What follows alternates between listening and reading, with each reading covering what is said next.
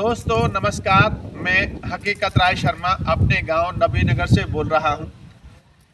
करीब 50 साल पुरानी एक याद मेरे दिमाग में आज घूम रही है। शायरी के साथ उसी को मैं आपके साथ शेयर करना चाहता हूं।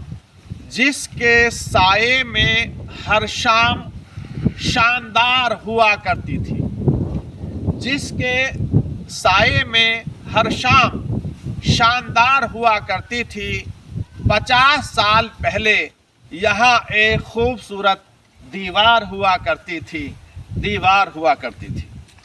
दोस्तों, मैं आपको बताना चाहता हूँ कि यह वह स्थान है जहाँ पर कभी हमारा घर हुआ करता था। पीछे 2 कमरे थे, उनके आगे एक छप्पर था। दोनों कमरे कच्चे थे और इधर की दीवार भी कच्ची थी, मगर यहाँ सामने एक बड़ी खूबसूरत दीवार थी, पक्की थी। तो याद इस तरह से है, उस पर मेरे पिताजी कलर वॉश कर रहे थे, यानी उसकी पुताई कर रहे थे।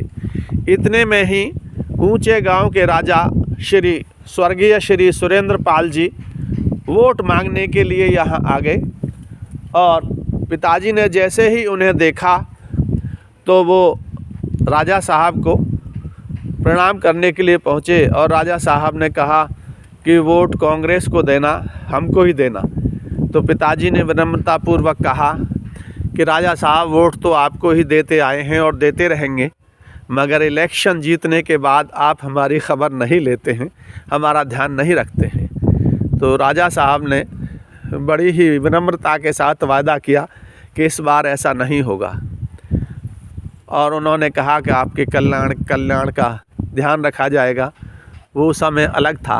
आजकल तो कोई ऐसे कह दे तो पॉलिटिशियंस बुरा मान जाते हैं, और उससे ज़्यादा उनके साथ जो 10-20 चलते हैं उनको गुस्सा आ जाता है।